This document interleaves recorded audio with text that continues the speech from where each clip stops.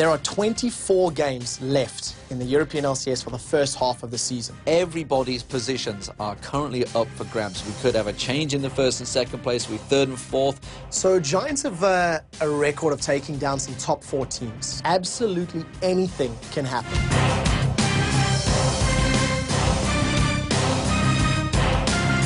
Against All Authority could drop to 7th and lose their position to the Giants.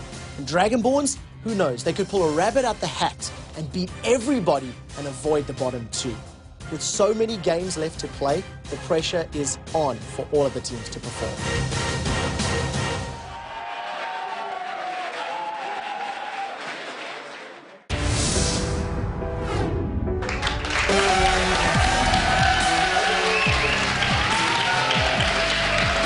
Guten Tag, everyone, and welcome to our studios here in super sunny Cologne for the second day of our LCS weekend.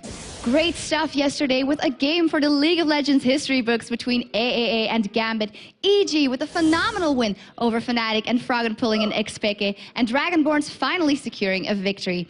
And of course, we have 4 great matchups lined up for you today. But first, let's take a look at some of the highlights from yesterday. In our first game of the day, the Dragonborns looked to break their losing streak versus Gambit.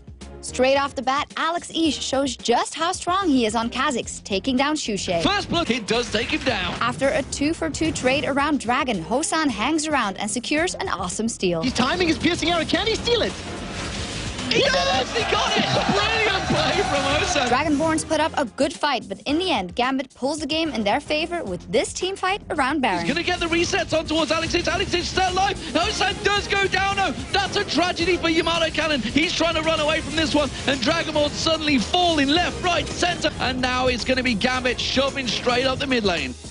Fnatic has been looking unstoppable the last couple of weeks, but EG certainly came into this one fighting. The first blood goes to Froggen after Fnatic face check in the river. One more hit, the shield comes out. Is the ignite going to be enough? The heal comes out. Can he manage to survive from this one? No, he won't. The stun card finally comes out from Froggen. EG is looking very strong in this matchup, securing the first inhibitor after 21 minutes and a 3-for-1 team fight. It's the entire team, and Fnatic are getting absolutely slaughtered on their own inhibitor turret. After half an hour, EG dangerously engage at the top inhibitor, but Froggen saves the day by pulling an XPK. He's going to go down. He just managed to get caught out. Peke gets in there, gets one, gets a reset, gets a second. Can he get the third? It doesn't matter because Froggen's backdoored, and he's taken down 2 Nexus turrets. Great outburst of joy of EG as they secure this much needed and huge win. And for the third match of the day, we have the first real test for Against All Authority's new lineup, a match against Gambit. As Elise gets caught in his own jungle, an amazing play by Diamond allows him to keep away First Blood from Virtual. Diamond back towards him, will chomp it. There's a flash over, and the repel at the last second for Diamond. As the game pushes the 58-minute mark, a final engagement gives Gambit a 4-for-0 and well-deserved win over AAA. Broken up as the box goes down from Thresh, and Against All Authority disengaged. No getting caught there in the cocoon, but they turn around on towards Diamond. Genja getting hooked up. Alex Ish trying to get in the middle. The shockwave was brilliant again, but Alex is going to Zhonya's right on top of Virtual, and that will be a 1-for-0. But for how long as the Karthus ulti comes in there, and it's now 3 kills for nothing here. It was a hard-fought battle, but Gambit racks up another win.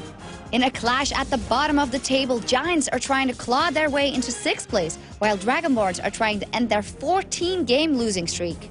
As Dragonborns push down the middle lane, a huge engagement breaks out with a 3-for-1 trade for Dragonborns. He will fall to Samex here in the end. Extermin going to use the last second Zhonya's. Will that buy enough time for the rest of the team to do the damage? Look at Jimbones at the back. He's going to be focusing on towards movement, but he's very squishy here. He gets finished off by Zed in the end. That's a double kill, and that is 3-for-1. Using their team comp perfectly, Dragonborns clean up a team fight. It's ultimate, but he can still put bullet time down, and Zed will shut down Shen here. There's the jump out from Xuche. He's managed to get himself 2 kills, and that is a very quick ace coming out of the Dragonborns. A big confidence boost for Dragonborns, racking up their first win in 14 games. Good stuff there, and now it's time to meet our casters for the first matchup, the charming Joe Miller and Trevor Quickshot Henry. Thanks a lot, Shocks. And I'd like to add that Quickshot is very charming as well before we get Thank you, Joe. Tender and charming now from you. Tender and charming. Don't forget. I'm getting more and more friendly as the weeks go on. So welcome, everybody, to day 2 here of week 9 of the European LCS. And the pressure is building with only a limited number of games left for each team. It's really time for each player to step up those games and secure some victories here in the last minutes. I remember that each game means more when you consider that the teams are looking to secure their spot in the summer split of the LCS. But first of all, let's have a look and take a look at the results from yesterday's play, starting, of course, with Gambit versus Dragonborns. Now, you see the score, a win for Gambit. It was by no means a clear-cut victory, though. Dragonborns showed us a bit of a taste, maybe, of things to come there, as they played brilliantly against Gambit, but Gambit too strong for them in the end. Then we moved on to EG versus Fnatic, and a completely different EG, an EG that's been hidden somewhere here in the studio for pretty much the entire LCS, came out against an informed Fnatic and dominated them. There's no other word for it. They simply destroyed the Fnatic lineup from the get-go. At first blood, Froggen was making play after play, and the team was coordinated. We'll see if they can keep that up later today. The third game from yesterday against Authority versus Gambit was arguably the highlight of the day. It was a 1-hour epic in which Gambit did come out above and pick up the win over against Authority, but it was just a really, really good performance from AAA, and they are definitely a team to be feared right now. Finally, Ozone Giants versus the Dragonborns. We've seen it on the little highlight reel there. Dragonborns, they were in control of the game for the majority of the match, and like we said, they played well against Gambit. They controlled the game against the Giants, and if they can keep that form up and that coordination, it's definitely stepping up their game, and it might be a little late, but better late than never. Well, that leads us directly into the standings. So let's take a look at what those games impacted on yesterday. Starting at the top, of course, a new team now for us here in the top of the European LCS. Gambit, with their 2 wins yesterday, now 18 for 4 at the top, taking down Fnatic to that second spot. They're 17 for 5, of course, after their loss against EG yesterday. The 3rd and 4th spots are still up for contention here as well, with SK Gaming 13 for 9, and EG after that vital win yesterday at 12 for 10. Now, of course, the bottom 4 table, Copenhagen Wolves against the Authority and the Giants, are all within touching distance of one another, 9-14, 8-14, and 6-15. If they can pick up a couple of wins, they can actually close the gap on their opponents, SK and EG, and also, crucially, avoid that relegation position. Dragonborns, they're bringing up the rear with 5 wins, 17 losses. They broke their 14-loss streak yesterday against the Giants, and they'll be looking to pick up more wins today. The question is now, can the Dragonborns break anybody else's hearts by forcing them into that relegation position by picking up wins as we get closer to this week and next week? Well, they need to. This is the time for, well, all of those 4 teams at the bottom to start stepping up because, as you said, they're all very, very tightly packed there at the bottom. This, of course, is our second to last week of games, and after Super Week 10 next week, we'll go into the promotion and relegation matches. Now, bear with us here. The system is definitely complicated, but we're going to run you through it. So, the teams ranked in 1st and 2nd will immediately qualify for the summer split. That's, of course, right now Gambit and Fnatic, as well as moving into the semi-finals for the playoffs. The teams positioned in 3 and 6, they'll play each other in the quarterfinal, as will the teams in the 4th and 5th position. Now, moving on from that, the losers of each quarterfinal, plus the 7th and 8th teams from LCS, right now Giants and the Dragonborns, will enter the summer promotion tournament. Now, of course, that was the bracket we were looking for. The bracket. Let's take a look at this summer promotion tournament. This will feature 8 additional Challenger Circuit teams. As you can see from the graphic, we've got multiple stages to the promotion tournament. The first 4 amateur teams, which earned their spots, came from Lille and the ESL Go for Lols. They will battle off against the top 4 teams from this week's Challenger Circuit qualifier. That's there on the left-hand side of the bracket. Those are best of 3 games. The winners of those matches will then play the bottom 4 teams from the LCS in best of 5 promotion matches. You can see winner of match 1 versus LCS 8th, winner of match 2 versus LCS 7th, and so on and so forth. These 12 teams in the summer promotion tournament will be competing for 4 spots in the summer split of the League of Legends Championship Series and trying to earn their way to the World Championships at the end of the year, where they can compete with the best of the best of the entire planet. And of course, fighting for that regular play here in the LCS, plus the fact that you're living to play your game and getting paid for it on the side. This is the life, pretty much, of all these teams that we're talking about here. So as always, you can check out all the previous games, VOD statistics, and the standings and schedules over on lolesports.com. And don't forget, it is your last chance to vote for your favorite player for the All-Star team. The top 5 players from each region will be joining together to form their respective regional teams. These teams will then face off against one another head-to-head in China next month to determine who's going to get that extra spot at the World Championships. This isn't just a show match for fun. This actually has an impact, because that 12th position at the World Championships will be determined from whose All-Star team picks it up. So make sure you cast your vote for your favorite top, mid, AD carry, support, and jungler. And don't wait too long, because those polls do close tomorrow. That is the 15th, Monday, tomorrow. Go vote now, lolesports.com. Yeah, not much time left for that one. And as you said, it will be fun. There's no doubt about that one. Yes. But fun is not really the name of the game. It's all about that extra spot for the World Championship. And a bit of fun as well. It's going to be a lot of fun. There's no doubt about it. So we know what happened yesterday and what is at stake here in the final 2 weeks of the LCS. Let's have a look at the games that we've got coming your way here from Cologne today. Starting off with the Giants versus EG. Now, Giants have defeated Evil Geniuses once before and be looking to topple them once again here to avoid that 7th position, just try and climb their way back up the ladder. Our second match of the day will be Fnatic versus Dragonborns. These two teams are sitting in 2nd and 8th position right now in the league table. And will the Dragonborns, this is the big question, be able to put together a plan to surprise the number 2 team in Europe? Well, they surprised many yesterday. They played incredibly well against Gambit, who are currently number 1, and they put on a very good performance against Giants. So we'll see what they can do against Fnatic. Third game of the day will, of course, be Giants versus against All Authority. This is the battle for 6th place, and it's going to be between 2 teams for fighting for the 3rd time this season. With an incredibly strong performance that Against All Authority showed yesterday, the Giants will need to be ready for this particular matchup. Finally, probably the one most people are looking forward to, Gambit versus SK. This is the last time that these two teams will actually meet in the spring split, and currently SK Gaming is 0-3 down. They're desperately looking to avoid going 0-4 to Gambit, but in total, on all LAN performances, if they lose today, it'll be 0-11 at offline events against Gambit. Yeah, that's definitely a statistic that Ocelot and his guys are going to want to change around for that one. Not the best stats that they've got against Gambit. So they're the games for today that we've got coming up, and we would love to know what you guys think about them. And Shox is going to tell you exactly how you can do that. Thank you very much, Joe. Of course, we want to hear about anything LCS you have to say to us. And we also have a question for you today. Which North American player would you add into the European All-Star team, and why? You can hit us up on Twitter at LOLesports, #LCS, to give us your insights.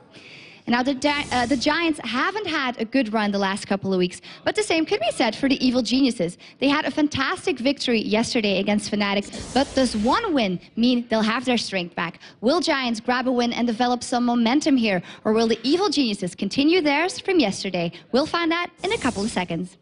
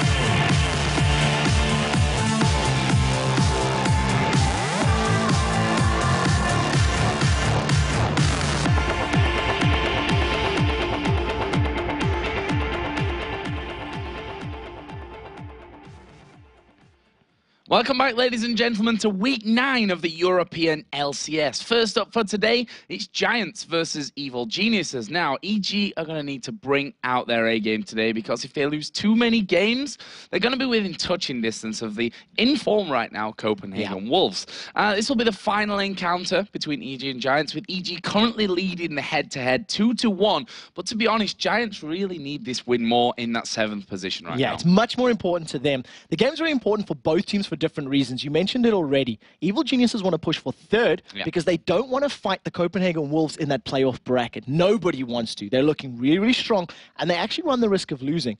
On the other side of the coin for Giants, however, they really want to qualify for the spring playoffs themselves and not simply be relegated to the next Splits promotion tournament. After losing to Dragonborns yesterday, they'll need to pick up the tempo for this first game and come out swinging, because if they can pick up a win, it's just going to carry through to the rest of the games. Right, and let's get into the nitty-gritty of this one and have a look at the two teams. Starting with the Giants for this one on the blue side with Samax, Morden, Extermin, Jimbones, and Babetta. And of course, for Evil Geniuses, Wicked, Snoopy, Froggen, Yellow Pete, and Crepo. And I know that a lot of people are hoping that EG, if they do win by less kills today, because there are a lot of sore arms from press-ups from the whole fitness with Snoopy going on there. That's why I didn't even try it. I was like, it's nothing for me. Maybe I'll try it next time. So let's go in depth on 2 players from each of these teams, starting with Giants' support player, Babetta. He's been instrumental in the victories that Giants have picked up so far over the tougher opponents, and Gambit in particular. Yeah, when you highlight that, he has the ability to set up plays and win team fights, but he's not consistently bringing that to the table. When we look at him playing specific champions, it really shines a lot more. He's going to need to keep his carry Jimbones safe, because yesterday it didn't really work out for them. They fell a lot of trouble in that bottom lane when dealing with Hosan and Muvert, and it's definitely something that he's going to have to work on. As we mentioned earlier, if he does have those comfort champions of Zyra or Sona, for example, that's what's going to help him actually pick up those team fight victories. And like we said, he really needs to figure out how to play from behind, because when they do fall behind, and this is something that the whole team actually struggles with, it makes their life very, very difficult. Yeah, and Giants are one of the only teams that when they do fall behind are not scared of using the surrender feature in League of Legends. We've seen that already, I think 3 times from them over the course of the season. It was twice in one weekend, Twice in 1 week, yeah. They weren't having a good weekend, that's for sure. And of course, for Evil Geniuses, their jungler with the big arms and the big beard, Snoopy. So, of course, last week, Jungle Malzahar is something that he brought to the table, carrying on that A to Z that he was doing on his stream. He brought yesterday, though, Volley Bearing against Fnatic, where he looked good, and Evil Geniuses themselves as a team looked incredibly dominant. He's been struggling, though, for most of the season, really, to make a big impact on his team's game. Of course, has played mostly traditionally these utility type junglers, but we have to say has also been starting to really branch out and pick everything up. So one thing that we know from Snoopy is that he's gonna have to be getting into these lanes and really backing up the likes of Froggen and Wicked in these solo lanes for Evil Geniuses, so that they get that control where Evil Geniuses really thrive. Well, this is exactly what we've been talking about all season long. The solo laners of Froggen and Wicked haven't necessarily been stomping their matchups and winning outright, which means there's more pressure on Snoopy to actually help out in that early and the mid game. And this is what's been falling behind. Because he's not playing those utility junglers in the forms of like Maokai, for example, he's not able to get in there and snowball a lane, because he has to play more carry-type junglers. It worked out yesterday. The team were looking really, really good, and we'll have to see if they're channeling that same spirit and fire here today against the Giants. Well, we shall see. Of course, EG versus Giants is definitely a matchup which is going to be decided in that laning phase. Both teams have had somewhat lackluster mid-game performances in the last few weeks of the LCS. With so much pressure at this stage of the tournament on every single player in the team, let's see how they view this upcoming game. We don't really know anything about Giants, but I don't think they have an advantage, because all I think it's about is the individual skill of the team players and then how they work together as a team. Overall, I've not seen too much innovation from their part. You always got to approach them with caution and not get caught off guard. From EG, the best player is Froggen, of course. Wicked is at the moment good player. I think the strongest player in Giants is the mid laner. I think Extermin always makes exceptional players, and he plays really good overall. Even if they're playing at their best, I think we can beat them if we're playing at our best.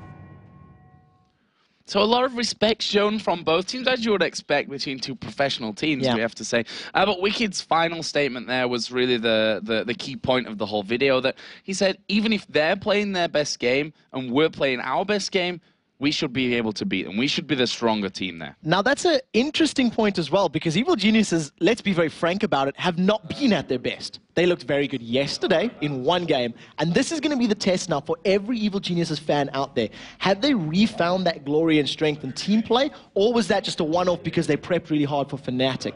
And we'll have to see how this matchup plays out. But, yeah, pretty strong words. You know, even if we go head-to-head and we're both, you know, firing in all cylinders, Wicked thinks they've got this.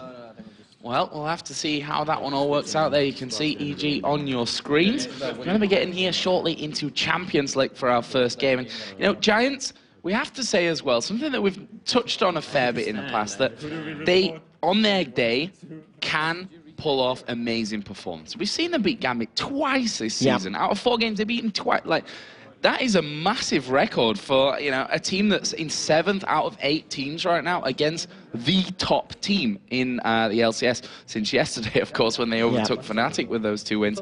But Giants, on their day, really can be a very dangerous outfit. And the reasoning for that stems from their ability to do very well as a team. They actually have a very good team game. They have a very good team fight presence. They have good control and good timing. The problem that Giants has is they don't know how to play when they're at a disadvantage. When they have lost a laning phase or they've given up some advantages, they're not 100% sure how to claw back that control. And they're definitely going to need that against the likes of Evil Geniuses. So we're going to get into the bans and the picks here and see how things are going to be going down. Giants, as the blue team, will have first ban and first pick from this one as well. And I can tell you we're already into the bans right now with all bans being completed. So we shall get that up for you in just a moment.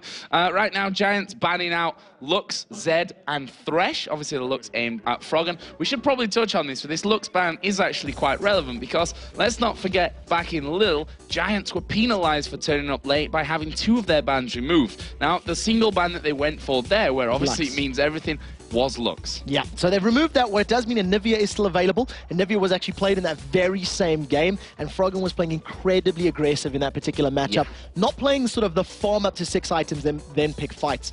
Over on the other side, Evil Geniuses have removed Kha'Zix, Cassidy, and Elise.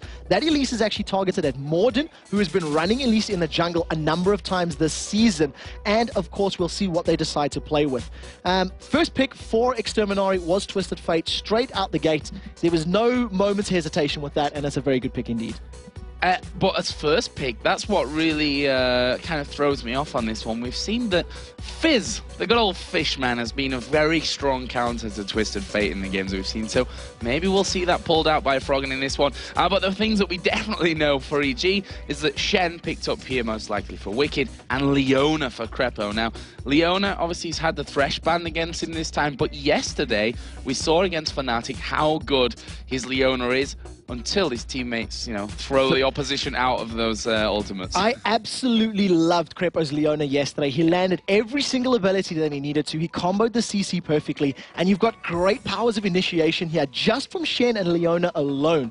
I was about to say this, but Kennen was left open, so Kennen is locked in. So is Zyra, definitely another high, high priority pick for the Giants. They're leaving their top laner open for counter pick, and I'd like to see who they want to run up there in terms of what's left to play. But quick fires on these picks for both teams. Yeah, and EG, for me, got a very comfortable team here. There's a Fiddlesticks, which I'm not sure if that's going to be the choice coming into this one. Zyra is there as well, though. So we'll see how this goes. Okay, first of all, Volibear, that's Snoopy going back to yesterday's jungler. Yellow Pete going for Varus. So that's a very good combination. The Chain of Corruption into Solar Flare is extremely, extremely powerful for them.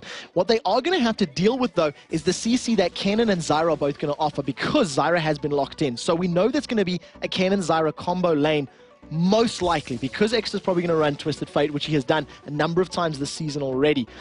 It's going to be a battle of crowd control and who can land this more effectively, because there is such an immense amount of CC from both of these squads right now. And with Rumble being locked in, we've seen the combo of Rumble and Leona doing incredibly well, comboing all that damage and getting the Equalizer to really burn through HP. Remember that this is 3.5 where the Equalizer has changed. It doesn't have that initial burst, but the damage per second is significantly higher. Yeah, the burn that you get from being on top of the equalizer is very strong. Final pick actually coming out for Evil Geniuses was Ari, so that's going to be the choice here. Front, obviously Anivia was left open, didn't want to go with that here against Twisted Fate. I thought maybe we could see a Fizz after those Twisted Fate matchups against Fizz that we've seen in the past couple of weeks, but sadly, no Fish jokes today. No, not this time. It's going to be Fox jokes instead from Ari. Yeah, we'll have to see this. This is a wise choice from Froggen because of the mobility that Ari offers with her ultimate. She's going to be able to stay out of range, jump out of the Cataclysm, jump off of the Equalizer, get out of range of the Slicing Maelstrom. Everything that Giants can use to lock her down, she can actually use to keep dancing around the entire team and effectively kite in and out and back and forth with all of her spells and abilities. So I really, really like that particular pickup.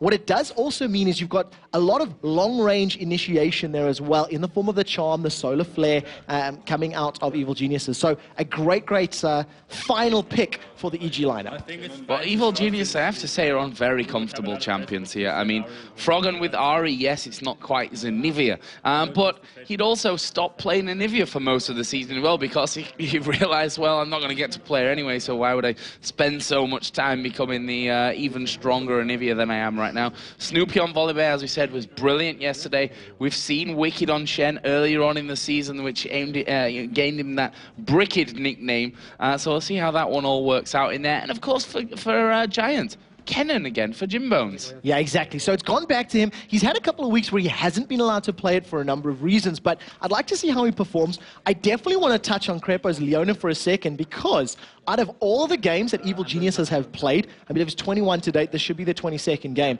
Crepo has played 5 matches with Thresh, 5 matches with Sona, and 5 matches with Lulu. 15 of those games on 3 champions alone, and now his Leona, this should be his second time this season if I recall correctly. So a lot of time spent on a number of different picks, and exactly like I said, with comfort champions, it's going to come down to positioning and to landing those skill shots, because there's a lot of kill potential from both of these squads. So here we go then, in-game with Giants versus Evil Geniuses. Our first game here of day 2 of week 9 of the European LCS. Giants starting on the blue side, Evil G on the red team. That's a new one. We know Evil Geniuses as a team which extensively researched level 1, and let's see if they've done it here against Giants. They managed to push Snoopy out a little bit. Defensive start there from EG. Giants are doing something that they tend to do fairly often. They stack up, get that somewhat aggressive ward down, and then return to their lanes to play it out safely. What you can see from the positioning on the map is it does look like we're going to have those 2v1 swaps with both AD carries and support going up in the top lane, and you can see that already because they're setting up closely. Jims throws the little shuriken through the wall, and Crepo is immediately tagged with it. So they know he's there, but there's no vision just yet, and it's just a ping battle more than anything right now. A very intense, time at the start of this one from both sides.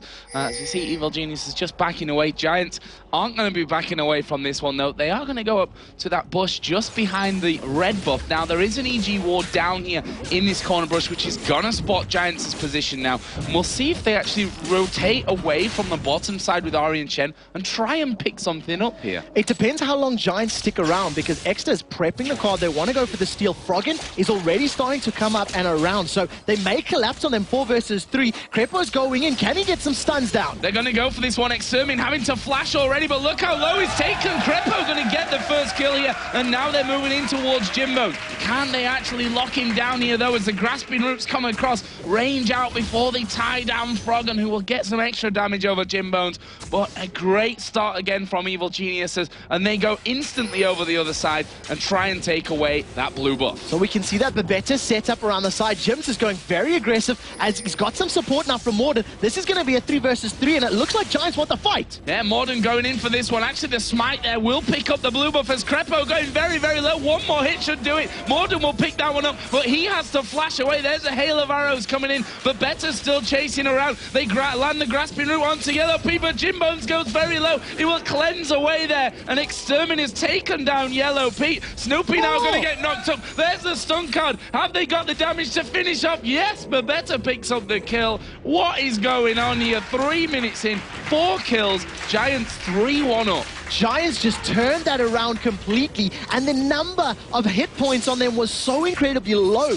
The cleanse saved Jimbo's life. End of story. He cleansed off that ignite, got away to safety. Then Morden comes in and lands the knockup through the wall, slowing Snoopy down, and he managed to avoid the auto attack damage and wasn't able to, didn't go down in that engagement. So a good turnaround. Evil Genius is playing a tiny bit overconfident. They weren't expecting that fight, and that's what cost them their lives. Yeah, and we talked about the whole reactionary play there from EG when they had that ward on the red buff, which was really nicely done from them.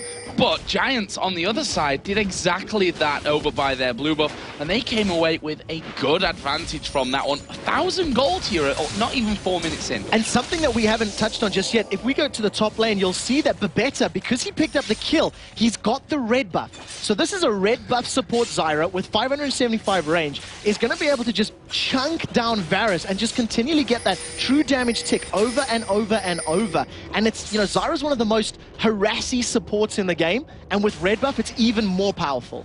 Surprised that Morden went over to red buff there, considering the fact that he's got the red buff on and his support's got a red buff on, so they knew it wasn't there at the end of the day anyway, but he's still quite happily taking away a little bit more of the enemy jungle here, and we'll see what effect Babetta can have. If we think back to yesterday's game against Dragonborns, they had a real tough time, the AD carry and support of Jimbones and Babetta against Hosan and Moveit's aggression. This time around, though, they're the ones with the advantage there, as Froggen going very, very deep onto Extermin, going to get stunned up here. The wildcard's actually missing, and the push comes in onto the top as well. Babetta taking a lot of damage. Crepo going to be forced away, and that red buff keeping him slowed right down. Can they finish off here now? Jimbone's the one taking damage, and in the end, the Grasping Root's pushing around. Yellow Pete's still playing aggressive, but they can't finish off. Really big mistake there from Giants in the mid lane. That's a flash from Froggen. Yeah, flashes in there, actually missing the charm on towards Extermin, which probably would have got him the kill there if that would have ended up landing. But nicely done either way. Morden coming into middle, and a very hectic first 5 minutes of a match. And definitely something that's exciting to watch. In that top lane, the reason no kill actually happened, Crepo is still very, very tanky with Leona, and the fact that Jimbones and Babetta were trying to focus the support. Yellow Pete stood there the entire time just bashing away on Kennen, landing auto attack after auto attack and simply going, well, if you focus the support, you're always going to lose that trade. You need to get the damage dealer, you need to get the threat, not the support. Yeah, and actually, the first blood allowed Crepo there to pick up that ruby crystal as well, so that's something that really helps keep him alive in that fight. And there you see the importance of that first blood. Froggen just gone home as well. He's picked up himself a ward. Double Doran's ring coming into lane as well, so he's looking for that early game dominance over Exter. And he's already got a good advantage built up with the CS, and he's playing very aggressive in that mid lane. Exter's decided to go for that KG's like he picked, so he's going to be generating gold. I wonder if he's going to upgrade that to a very quick Twin Shadows, which is something we've seen Twisted Fates do this season. They, Destiny in, pop the ghosts, land the gold card, and then pick up kills. And when you look at all the damage and CC from the rest of his solo laners, that is a very, very scary combination. Well, he is up at level 4 right now, and as I say that, he hits level 5, and so not too far away of his real tough point in the game when he hits that level 6, gets the Destiny, and he's able to make impacts across the map. Right now, though, Giants still holding on to that 1,000 gold lead. Actually, it's ticking just above 1,000, maybe 1,100 at this point. If you have a look down at the early CS here and how that's going, as we are going to see not quite a Grasping Root land onto Yellow Pete. So we can go back to the CS here. The solo laners, Rumble, Shen, they're in the bottom, of course, of this one. They're bang even right now. Mid lane, though, is where the real difference is. There's actually Crepo going to go in towards Jimbones. Again, we see that he has to use that cleanse to get away from Crepo, and that's the danger of Leona. When he presses go, he's going to go very aggressive as Froggen now going in towards Extermin. One more push, the Ignite is burning away, and Froggen is going to get the kill, but will he get away here from Morden? He's got hardly any life left. Morden, just narrowly missing that charm there, but he's going to see Wicked go straight in. The Ignite is burning away. Pots are running for Morden. He will just about stay alive. What a dramatic play there. Froggen going so deep under the tower. That Stand United shield literally was the reason he saved. They've caught Jims again. He's got no cleanse this time around, but a great Grasping Roots onto Yellow Pete will stop the initial pressure coming in from that backside. Jimbone survives. He manages to get away, but now if we look to the bottom lane, Wicked is sneaking around behind Snoopy. If Samux doesn't get the recall, he's in a little bit of trouble. The bear wants the yodel. Wow, again, a great flash. We saw yesterday from Gambit some clutch micro play coming out of that. Was similar stuff there. very much a last split-second decision to get that flash. Great timing out of Samox, definitely saving his life in that one. We are now, of course, at 3-2 in kills. Didn't think I'd be saying this about 6 months ago in an EG game. Not at all, but it's great to see that Evil Geniuses have now started to ramp up that aggressive play, and more importantly, they're actually making it stick. That play in the middle lane, Froggen, started at the moment that Wicked hit 6. He had his Stand United available, carried on fighting, and thanks to that, Stand United shield, he got the kill and got away safely. They almost picked up a second kill thanks to that play as well. So he's 1-0-0, a 20 CS lead over his lane opponent, and now with that blasting one, he's really looking to stamp an authority on that lane. So pressure from Giants in the top lane on towards the turret. That's Crepo just above half HP. Morden again going to look to come inside of this middle area, but Froggen, now he's got that ultimate up. Those 3 charges that you get are enough to make up massive amounts of ground, even with his flash down. Yes, and if he manages to time it correctly, once those minions die, he'll get a lot of the damage onto his lane opponent as well. You can still see Morden is sniffing around, but I've noticed that with Wicked going back, his assist and his CS, he's actually picked up a Phage as his first item. So it's a slightly different pickup to what we usually see out of Shen's, and they've gone aggressive. Here we go, Train of Corruption. He's down another great grasping roots, but is it going to be enough here? Jimbone's super low, and EG don't want to follow that one up. They wanted to alleviate the pressure on their turret there. Jimbone's again managing just to get away, using the flash this time around. And he's got a lot of lives here, Jimbones. Yeah, that's so true. Kenan, I've always called him the Electro Hamster. Maybe he needs to be an Electro Kitty Cat with 9 lives in that top lane. Gets away safely, but that's purely because Crepo just missed the Zenith Blade thanks to the flash. He had a really good engage. He actually flashed into the Q stun, the Shield of Daybreak, and then tried to follow it up with the Zenith, but obviously wasn't anticipating the angle of Jimbone's flash to safety and wasn't able to get the kill. But a good play nevertheless, and an aggressive play actually out of that duo lane. Yeah, always nice to see as both middle players now have that blue buff. And that will mean that they can get more involved. Exterminy's level 7 now. We should point that out. Destiny is available to him, but where is he going to be pushing in? This top lane, we're seeing his AD carrying support now coming back into the lane, so they're probably going to try and freeze that out a little bit if Extermin wants to get involved there. So what you can actually see now in terms of Jimbones and Babette up in the top lane, they were playing very, very aggressive and shoving that lane down. They were actually playing super aggressive. Now that the Twisted Fate is Destiny, they want their opponents to push towards them to set them up for kills. I don't know when Exter's going to decide to do it because of Froggen's early build and ability power. He's got very good wave clear and can force Twisted Fate to either lose CS or obviously, stay there and farm. Evil Geniuses were trying to set up here for a dragon, but they realized there's too many members missing. They had no idea where Twisted Fate was, no idea where Jarvan was, and at the time, they couldn't see Rumble on the map either. They decided to back away, but they've got a lot of vision, and that's going to be the next objective if they can get a kill advantage. Yeah, I think they saw that ward come down from Giants over the top of the Dragon Pit. Wicked going to actually lose this tower here. You did see the lane switch came in after the last back out of that EG top lane, the AD carry and support lane. So they swapped them around. I wonder if that's because Wicked is struggling a little bit against Rumble. Not necessarily in the best matchup, and they've caught Exter. Yeah, they've managed to land in there in the charm. Can Froggen get through it? That's a lot of damage. Ignite is burning. They do get the kill. Froggen going to be locked up here. But here comes Shen with that Stand United. And I tell you what, I think they could have turned that around there, maybe got a kill. Wicked had the Ignite available. They definitely could have, but while that's going on in the top lane, they know they've pulled Shen away. Snoopy's doing the best he can to defend, and Jimbones and Babette are just push at the moment. Wicked is swinging around to try and help out. He's about to catch Zyra out, and luckily that ward will give them vision and they're going to back away. Yeah, nice little push as a reaction to that one from Giants. Having a tough time, and we talked about that from Froggen. Double Doran's ring at the start indicated that he was going to be going very, very deep and aggressive to try and take down this Twisted Fate. The Twin Shadows was picked up, as you predicted earlier on, so once he gets involved around the map, which honestly he's level 8 now, I'd kind of expected to see that a little bit more up until this point, but when he finally does, that Twin Shadows is going to be a big impact on the game. They were thinking about going aggressive there onto Snoopy. The Slicing Maelstrom is still up for Jimbones. You could see they got him stunned and locked up, but decided against the dive. They know Stand United is down, so ideally they want to be picking a battle in that window of opportunity. It's around about a 200-second cooldown, so that's a long time for that Stand United to be down, but it's also their window of safety where they know if the 2v1 is going to be an actual 2v1. They get a lot of free damage onto Wicked.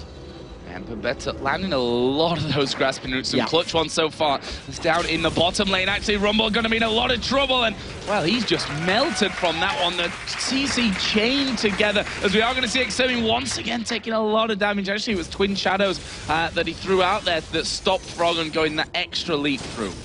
Great play in the bottom. They just completely insta-gib Rubble, landing the CC chain together, Solar Flare, Ignite, chain, like just everything. And they just destroyed him. Froggen once again winning that 1v1. And this is something we haven't actually seen Froggen do all too often this season, completely dominating his lane opponent. 114 CS with the bottom tower going down, or the middle tower going down, as well as that kill in bottom. It just means a free dragon for Evil Geniuses. They don't necessarily have the vision that they need, but it's safe because there's no one from Giants to defend it. That brings EG right back level here in terms of gold, but Babetta and Jimbones still putting pressure down here onto this top lane, and Wicked knows that someone's going to have to come help him out here if he's to hold on to this one. Looks like Volibear will be headed north here on the map as Wicked misses the taunt there on towards Jimbones, which could have slowed down the rate at which they're pushing this one. Volibear is coming in, and that ward that we saw from Babetta in the jungle earlier on gives a very early sign when someone comes up to help. They're going to see that coming in. This is exactly what they were doing when they were pushing the top lane earlier during the laning phase. They had full vision of the river and the tri-bush. They knew everybody that was coming in, and they've got enough counter-initiates to back away to safety. So it was a very, very good play. Now, the two members of Giants are just going to try push down this bottom tower. Yellow Pete may get there in time to pick up some CS, but it does look like that tower will go down relatively soon. Yellow Pete has drunk that elixir of fortitude, which he's had from much earlier in the game. He used that when they picked up the kill on Rumble, so he's got that temporary power boost for the next couple of minutes. Yeah, Blade of the Ruin King added in for both of the AD carries at this stage of the game as well. We talked about Wicked. Phage being picked up now. We see the Haunting Guys as a Solar Flare comes down onto Samax, but in the end they don't follow on. No, not at all. Now, Solar Flare's on a relatively short cooldown, so it's not the end of the world if you throw that out. It's about a minute and a half or so before it'll be up and available again. And it's something that if you are playing Leona, make sure you try it. Set it up. If you get a good stun, you can follow it up with the rest of the CC and pick up some kills, especially when you've got Varus who's got the percentage HP damage. Yeah, definitely a CC train that a Leona Varus has there. You're not going to get out of it, even if you've got a cleanse, which is the sad thing at level 6. And look at Froggen here, going very aggressive on towards Jimbones. Actually goes back in there right at the last second. And slicing Maelstrom finished off. There is a flash taunt, and Babetta is in all kinds of trouble now. Surely going to be finished off. He lands a grasping root. Won't be enough. Meanwhile, down at the bottom, ironically, we see Morden coming in. Twisted Fate going to get involved as well. So forget bottom as Froggen gets shut down by Jimbones. He came back in afterwards. In the bottom lane, actually, Samax sucked down Crepo, but Yellow Pete picked up the kill onto Samax as well. So 2 kills for 2 at the end of the day. Evil Genius is pushing the bottom lane, while Giants pushing the mid lane. Morden eats a taunt and a couple of turret hits to slow down that pressure. But good Destiny usage from Exter. It's the first time that we've actually seen him use his ultimate, and he did manage to pick up a kill, so he'll need to continue doing that as this matchup continues. Advantage Evil Geniuses because they got the second tower, whereas Giants did not. Push that lane right out as well, but both Snoopy and Yellow Pete decided not to go any further with that. Let's have a look at some of the item pickups here, because Ari has just finished that Abyssal Scepter. So it's obviously magic resistance to help out against the likes of Zyra, as well as Twisted Fate, as well as Rumble, and obviously the benefit of removing that magic resistance of your opponent adds all of that extra damage. The one thing that we need to keep a very close eye on is the synchronized swimming team of Froggen and Wicked, because every single time their ultimates are up and available, they dive onto the same target. Now, Crepo is trying to jump in here behind Cannon. Jimbones has some ultimates has his Lightning Rush available in the second and Cleanse, so I don't expect him to go down, but he's decided to recall. He may get caught. Yeah, there's a ward down from Froggen. They're going to go in here for Jimbones. Can he escape the bear? No, he gets flung back. Charm will actually miss that, but they clean up a kill. An easy 3-on-1 there for EG, but good reactionary play. There was no vision in the river there, so Jimbones had no idea that Crepo was coming up from the river to set that one up. He thought he had time to recall away from Ari, and obviously had no indication that Crepo's Leona was there to pick up the kill. So 2 members of Giants now trying to defend this top turret, and wisely EG now with no vision of the tri-bush area and the blue bush area decide, let's not stick around, we could be collapsed upon. Trinity Force finish there is the first item for Wicked as well, so He's going full on that one. We talked to him, talked about the fact that early on in the season he earned that whole Brickhead nickname for building the ridiculously tanky Shen. And now on this time, going to be looking to make a bit more of an impact in terms of kills in this game as well with that build. So Yellow Pete and Crepo are again headed up towards his top side, so it looks like they want to get rid of that final outer turret that stands for the Giants. Good thinking though from Giants. They're aware of this aggression and they've actually sent numbers to meet the wave literally the second it gets within range of the tower. So they'll hold that one off for a little bit longer. And the fact that Wicked has gone for that Trinity Force Shen tells you he wants to be a damage threat. He's not happy playing tank and playing split pusher. He wants to be somebody that Giants need to be afraid of, because albeit he doesn't have burst or consistent damage like an AD, if you give him enough time in a fight, he will chunk you down with that passive and those Vorpal blades of his. So, very good pickup. It synergizes very well with his entire kit, the HP, the movement speed, attack speed, etc., etc. Right now, though, Giants, they've pushed out that wave. They're holding this top lane turret. They don't know that there's a pink ward in that bush, so Evil Geniuses have full vision of their opponents. We do see that Destiny is available for Exeter, as is Stand United for Wicked. So if a fight happens, you could immediately have those two champions joining the party to play. So many wards down on this top side of the map as well. And if you look at Giants, you have to give them some real big credit for their warding right now. Look at it. They've literally got wards across the entire map. One's just timed out in the south side of the river there, but they've got a lot of vision in place right now. And we talked about the fact that when they're in the lead, they can do very well. It's when they're behind that they seem to struggle for ideas and how to turn that game back in their favor. Right now, it looks like they're going to set up a counter trap with Morden waiting. Morden may be looking to try get the hop over the wall into a slam dunk cataclysm. We see the Blade of the Ruined Kings come down. Here's the fight. There we go. Zyra going to get the knock-up. Chain of Corruption comes down for Yellow Pete. Is going aggressive here on towards Jimbones, and both teams kind of half in, half out. Should we go? Should we not? And in the end, they decide to back away. But Extermin is headed towards his top lane, which tells me he might get that Destiny in, and they may try and follow up. Now, Stand United is still available, so if anybody gets caught up by a Grasping Roots, you can expect that Destiny coming in. The entire time that Exeter was away, though, allowed Froggen to carry on pushing this mid lane. So he's got down to the inner turret, and he's got a big CS advantage thanks to that early advantage that he picked up. The early ability power and wave clearing just made Exeter really have to play super defensive. Yeah, and his Destiny's not really had the impact. I think we can safely say that other Twisted Fates up until now, which have really won games, have had, the Xpeke's Twisted Fates, the Froggen Twisted Fate from yesterday even.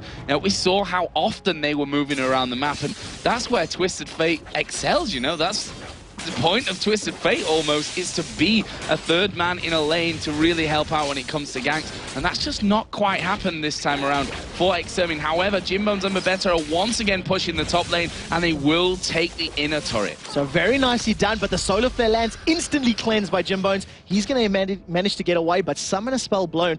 And talking about the Twisted Fate usage, it's up to each individual player to change the destiny of the game with the use of that ultimate. Oh. I can groan at that one. But what we do see, thanks to the tower advantage and some, early game pressure, that initial kill lead that the Giants built up for themselves, they do still have a 2,000 gold advantage. It may not feel like they're in the lead as far as gold is concerned, but it's because they're not making the plays. They're not the ones being very aggressive. They're not the ones picking the fights, as it were. But they are ahead in gold, and that is sort of what matters right now.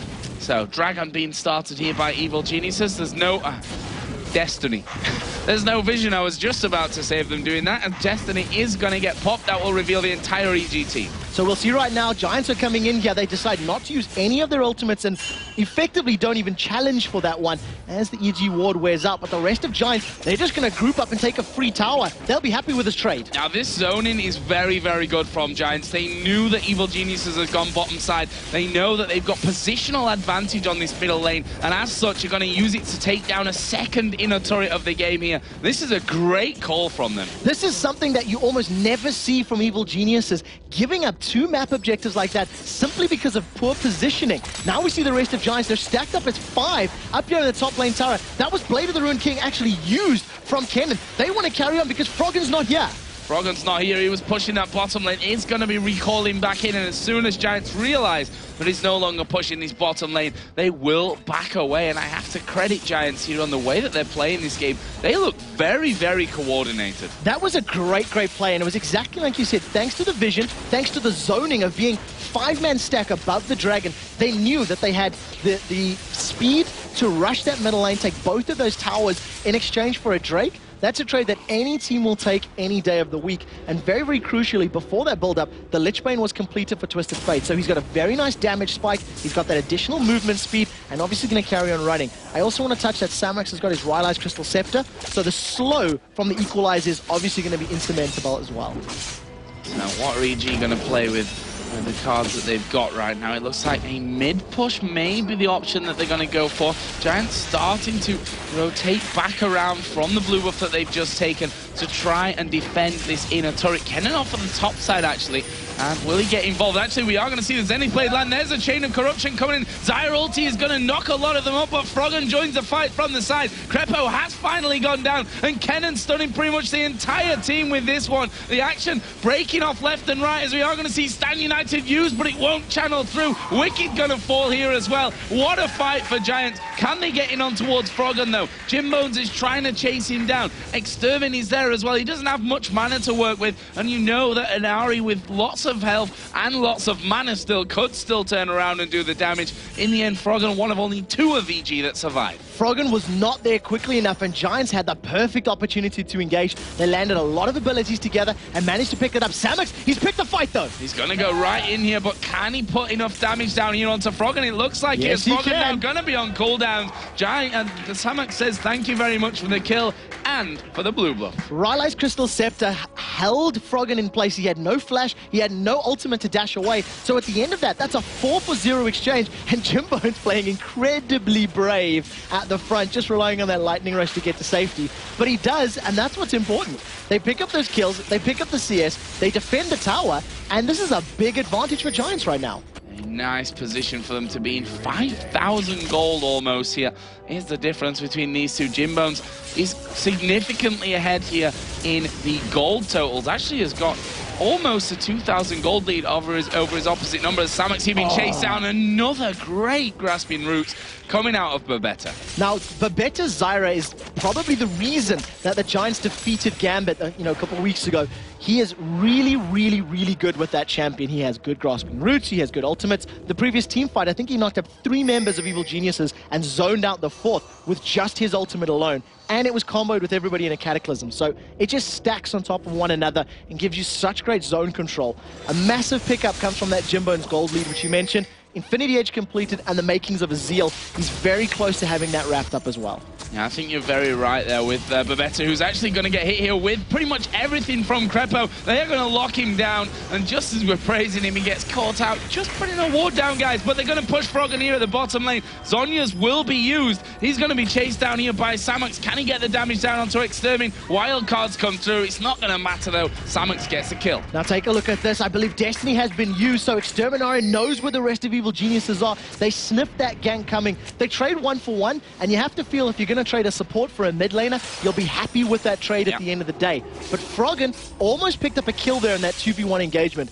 Exter went very, very low indeed, and it was only because of the Rylai's slow from Samox that Exter got away. Samox may have overstayed his welcome though, because Leona wants blood and is chasing the little Yordle down. Well, here is Krepo coming in from the side. The question is, can Samox dodge everything? And, well, the answer is no to that one. Wicked coming in from the side. The rest of EG closing in. Samox goes down. And I don't think that was needed, actually, from Samox. I think he should have gone when when Extermin popped that Destiny, and they saw that they were coming down. I completely agree with you. He's seen that Evil Geniuses were backing away, moving back up the river, so he felt he could stick around a little bit longer. Jims gets a couple of auto attacks onto the mid inhibitor turret, while Morden is pushing to the top one. But again, it's not really worth the gold that you give away in that kill. You can actually see by Froggen's positioning, he was like, can I go for this fight? Do I want to take this fight? But in the end, he decides to not go for that particular engagement and save his ultimate for the next big team fight. In the meantime, Evil Genius is pushing down towards his bottom inner turret here with Krepo, Snoopy. and Yellow Pete there. That turret is going to be taken down. Yeah, nothing that Extermin could really do without, you know, the risk of that Leona just pouncing on him and landing all that CC one after another, especially with the Chain of Corruption being available for Yellow Pete as well. So a nice little pickup from EG. They're still behind, though, by 2 turrets and 3,400 gold. So Giants actually making a mistake of their own. They got pushed out of that bottom lane. They had their members all over the map in the middle and top and lost a turret completely for free. You can see that the stacking of Evil Geniuses for the most part in this bottom lane, or towards the bottom, they're almost getting ready for Dragon. Giants have the time for it, and they're here as a 5 as well. Now, Giants gave up the previous Drake in exchange for those 2 turrets, so let's see what Evil Geniuses decide to do, because it looks like Giants this time around want the objective. Yeah, and that Dragon at this stage of the game not going to last very long. Finished off there with the Smite of Morden. Wicked is going to be pushing towards the outer turret here in that top lane, the final outer turret that stands here for Giants. I feel like I've said that about 20 minutes ago, to be honest. Well, they are finally going to be taking that one out, and I'm just wondering what Giants will decide to counter that with here. Well, they're stacked fairly tightly towards this red buff area, and it looks like Samax is going to pick a fight now with Wicked. He's going to go in. You can see Destiny's been used, and take a look for the gold card. Yeah, Wicked in a lot of trouble here. Actually, will dash away from that one. The gold card not quite in range to get the stun down. There's a flash from Wicked. Twice. And he's going to try and get away, but there's the harpoon landing. Wicked slowed to a crawl. Another shadow dash. Is he going to get away? No, he's not. Samax finishes off. Wicked did 2 things there. What I completely lost it. First of all, he shadow dashed out of range of the gold card. So the first time it couldn't happen. Then, as Extra got in range to land the gold card, he flashed out of it a second time. And if it wasn't for such a low cooldown on that spell, he may actually have gotten away from the 3rd effective hit of it. What it does mean now, though, is Giants have stacked up for Baron, and I wonder if EG can defend. I'm wondering if they're even going to bother with this one. It is going very low as the Solar Flare does go down. The Baron's got 2,500 hit points left, but EG are going to engage in the fight, but Better goes down. Where are they going to go next? Cataclysm going to be used right in the middle of the fight here by Morden. There's a slicing Maelstrom, and it is doing exactly what it says on the tin, slicing through EG. Froggen going to fall down here at the end, and that is 5 kills for 3. A triple kill in the end for Extermin and the Baron pickup. What a play out of Giants. They aced Evil Geniuses. The key members of the team, the carries, all have Baron buff remaining. They're going to barrel down this middle lane, and Brickett is going to have to channel his inner giant killer with those double giant belts, because he's defending against 3 giants. Well, there are 3 of them coming. I see what you did there. Threw me off my game. As the turret does go down, let's go back into it, because Giants are not stopping here. They know that they've got a good amount of time. We're going to see the first inhibitor of the match go down. We saw Wiki just kind of posturing there to scare them away. Am I going to Shadow Dash you or am I not? In the end, Giants say, let's not even risk that happening to us. Let's back away. This must be a ton of gold for Jim Bones to spend when he goes home here. Extermin as well. Look at that, 2,300 for Jim Bones, 2.7 on Extermin. Rumble has actually, I think, just spent up there as well. Just had an elixir in, obviously got that. Leandris got the Crystal Scepter, got a needlessly large rod. There's another needlessly large rod picked up by Twist of Fate. The Phantom Dancer was selected by Jim Bones there on Kennen. So Giants getting a huge spike from that last fight. Yeah, the gold advantage they have right now is over 9,000. It's so high and so good. The one thing that plays into their favor is the fact that they've got this gold right now, right? What's going to end up happening is that Yellow Pete's going to start to outscale Jim Bones as we start getting into these next 5, 10, 15 minutes, because Kennen is an early to mid-game AD carry. He doesn't necessarily have that same really decimating impact in the super late game. He does have a Phantom Dancer completed above Yellow Pete, but it's going to be up to Evil Geniuses to stall long enough for Yellow Pete to balance out those damage numbers.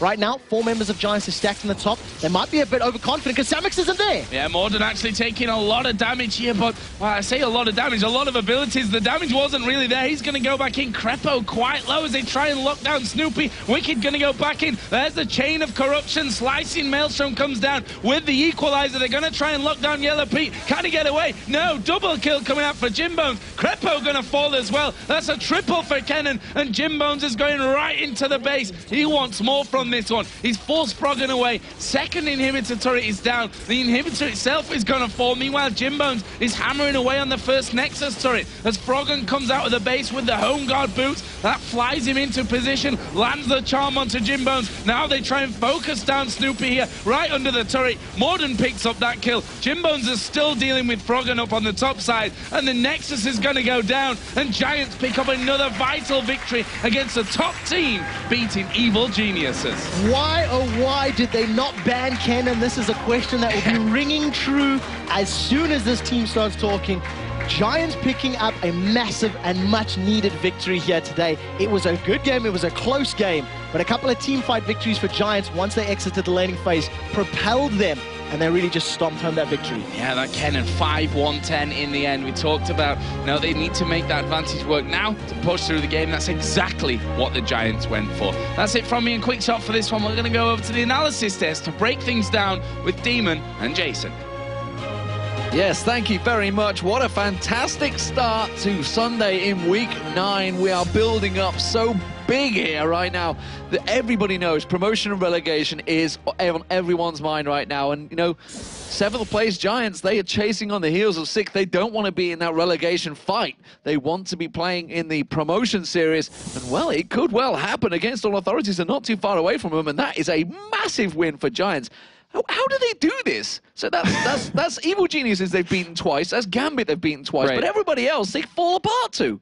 I want to say half is because they're on comfort champions. We finally saw Jimbones yet again on that Kennen. And we saw Babetta on his Zyre, which was so impactful throughout the entire game, which we'll actually get into replay in a little bit. But that was just them playing so well. Like, I was talking to the entire game, seeing how they were, being really aggressive on the top lane, what they're trying to do, really control where Snoopy's going. Because of that, Samix could get fed.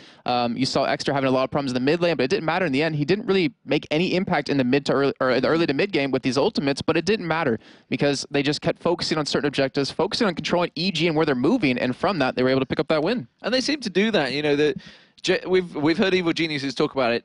They've thought the way of getting around their problems is to go sort of semi-solo queue style. Go out without too many cares, get aggressive in there.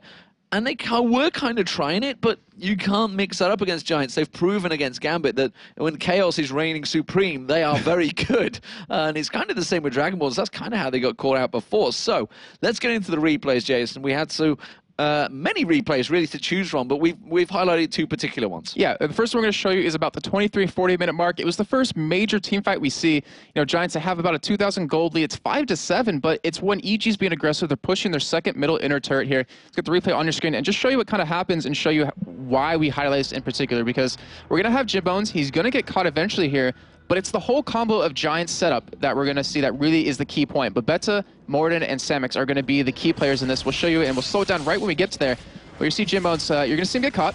And then Crepo kind of makes the call, hey, let's go in. I have their AD carry. We can probably pick him up. Doesn't have cleanse available, but he does have his flash, as you're going to see. He was able to get away from that Varus ultimate. You see the Zyre ulti come in, and then, of course, the Jarvan Cataclysm to lock 3 members of EG up. And from that, the Zyre ultimate goes up. The Rumble ultimate, which is the key point, is just straight across the entire Cataclysm. So Crepo, Wicked, and Snoopy are all sitting inside of that. You have the Riley's Crystal Scepter, and I believe you have Leandris at that, or only the Hunting Guys at that point.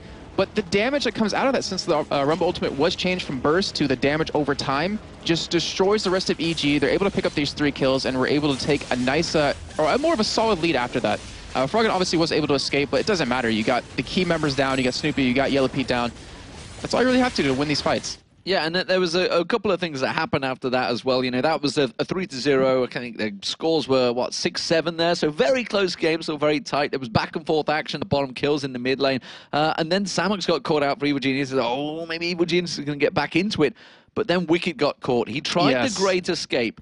And this is what led up to this fight. So while they were going for it, and you said it exactly as it happened, you said, Rumble used Flash there. He had his ulti. Why didn't he use his ulti? And this is exactly why. It was the Baron fight. Yeah, he was thinking 2 steps ahead right there. He's like, hey, I can blow my flash, get the slow on a Shen because I have the Crystal Scepter. We can pick up that kill, and then we can force Evil Genius to fight a position where my Rumble Ultimate will be really dominating. Unfortunately, it didn't really work out in that in the end, but the threat, that's the point. The threat of him being able to put that down on top of you is really what kills you. So the replay we're going to show you now is when Giants are going for this Baron in a 5v4 situation. 29.5 minutes in, they're up 4,000 gold. So they've kept this lead against Evil Geniuses for the last, 6-7 minutes, and we're going to show you the replay right now. And just see the coordination of Giants because it was very close to Evil Geniuses being able to pick this up. The Baron dropped to about 600 health at one point, and we saw Morden actually flash in to hit it a couple of times just to finish it off. So let's get the replay going and I'll show you what happens. So, you know, Krepo, he kind of unfortunately whiffs his ultimate, wasn't able to lock anyone Giants down, and then you see just the confusion in Evil Genius' side, just like a couple seconds before, where they're, you know, should we go in? Should we back away? I don't know exactly what we want to do, but they do commit to it. Yellow Pete gets a nice ultimate here, and you see Frog coming from the side, but that Rumble ultimate just kind of separates them. It prevents Snoopy from getting into the entire enemy team. It forces him to flash. Of course, Babetta does go down in the end, but then you see Morden coming from the side. He zones Yellow Pete, zones Froggen. But it doesn't matter. We have Extra, you have Samix, you have Jimbones all attacking the member of Evil Geniuses. We saw Morden flash in, pick up the Baron, and then Jimbones, he splashes out. Because of the wall that was created, that Cataclysm, he wanted to get safe, flashes on the other side of it, and he's like, hey, I got my ultimate up, let me see what I can do. Ends up picking up these kills, the ace, and a great play out of Giants to pick up that Baron and to really control it. Like, they played it like a chess game. They're like thinking a couple steps ahead, and it worked out well for them. And like Joe Miller said, it does exactly what it says on the tin. It literally sliced Evil Geniuses apart, and obviously that leads us to the MVP. And the whiz was, of course, Jimbones. I mean, it takes the team, of course, to win these games, but Jimbones really played supreme, we thought, in there. He got AD Cannon back. So many times at the start of the season, he was just panned against him, but they seem to just let it slip through. Yeah, and there's also another reason we picked him, because yesterday we saw him in his match. He got shut down level 1 and just got pushed out of lane 2 or 3 times in a row. Yeah, and he just had such a tough time. But you see, when he finally does get a champion he's comfortable on, he can excel so much. He was able to get those 3 assists right off the bat from that level 1 early aggression that we saw. And that's what he can do if you give him that champion. Yeah, so we are, of course, going to go over to the main stage and get an interview with Samux over with Shocks. Thank you very much. I'm here with Samux, who was on Rumble, the top laner. Congratulations, great game. In the beginning, didn't go very well, but then you pulled it in your favor. So can you tell us about the game? Yeah, at the beginning, the early game was bad, but we managed to get some turrets and get the gold back. So we could win some team fights and get the Nashor, so we won like that. Okay. Very important win for you guys. You weren't doing very well, and now it seems that you found your mojo back. So did you train more? Did you scout more? How did you get back to your form? Yeah, we're starting to train more strategy into the game, and we are training more hours. Thank you very much, Samix. So remember that you can hit us up on Twitter, as today we want to know which North American player would you add into the European All-Star team and why. You know how to reach us. Tweet us at LOL Esports, #LCS. For now, the Dragonborns pulled up some crazy strats in the past, and they always want to give us an action-packed match. I personally can't wait to see what they can pull out of their Dragon hats versus Fnatic. So Fnatic versus Dragonborns will be coming up after the break, and we'll also be having a talk with EG's Yellow Pete, so don't go anywhere.